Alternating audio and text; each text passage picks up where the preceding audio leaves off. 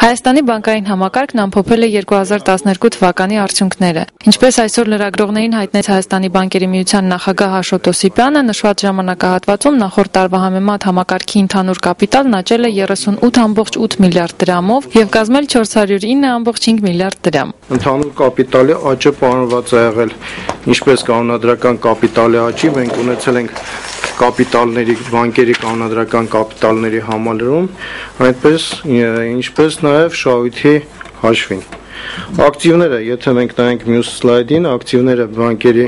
2012 թվականի վերջին կազմել են 2 տրիլիոն 412 միլիարդ դրամ, նախորդ տարվա 2 տրիլիոն 43 միլիոն դրամի դիմաց մենք ունեցել ենք այստեղ 18%-անոց աճ ակտիվների, ունեցել ենք 21%-ով աճ հաճախորդներին տրված վարկեր եւ այլ փոխհատվությունների գծով, մենք ունեցել ենք 1 տրիլիոն 517 միլիարդ դրամի վարկային ներդրումներ, 2011 թվականի 1 տրիլիոն 253 միլիարդ դրամի դիմաց։ Պարտավորությունը բանկերի կազմել է 2 տրիլիոն համարյա թե դրամ, նախորդ տարվա 1 տրիլիոն 673 միլիարդ դրամի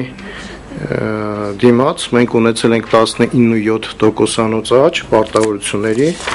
Շատ կարևոր է, որ մենք նաև ներկայացրել ենք պարտավորություններ հաճախորդների դիմաց, այսինքն այն պարտավորությունները, որոնք հիմնականում բանկի ավանդատու եւ իրավաբանական անձ ընկերությունների պարտավորություններն են բանկերի, մենք ունեցել ենք տարվա վերջ 1 տրիլիոն 238 միլիարդ դրամի պարտավորություն 1 միլիարդ 50 միլիարդի դիմաց, 1 տրիլիոն 50 միլիարդի դիմաց,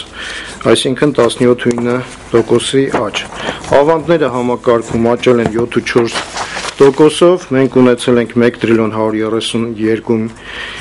միլիարդ դրամ, 1 տրիլիոն 53 միլիարդ դրամի դիմաց անցած տարվա։ Բանկային համակարգի ընդհանուր շահույթը տարվա վերջին կազմել է 42.7 միլիարդ դրամ, որը նախորդ տարվա համեմատ աճել է 5.6 միլիարդ դրամով կամ 15%-ով։ Պետք է ասեմ, որ մոտ 3 կարծես հարկային տեսությունը նաև պետական եկամուտների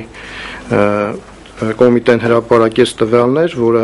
նաև ցույց է տալի, որ բանկերը շահույթով են աշխատում, բանկերը վճարել են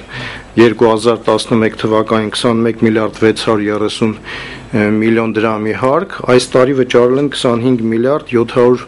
791 միլիոն դրամի հարկ։ Բանկային ծառայությունների պահանջարկով պայմանավորված բանկերի մասնաճյուղերի թիվը նախորդ տարվա համեմատ աճել է 28-ով կամ 6%-ով եւ կազմել 494 մասնաճյուղ։ Մասնաճյուղերի 43%-ը գտնվում են Երևանում, իսկ 7%-ը Արցախում։ Հայաստանի մարզերից առավել թվով մասնաճյուղեր կան Լոռվա, Կոտայքի եւ Շիրակի մարզերում։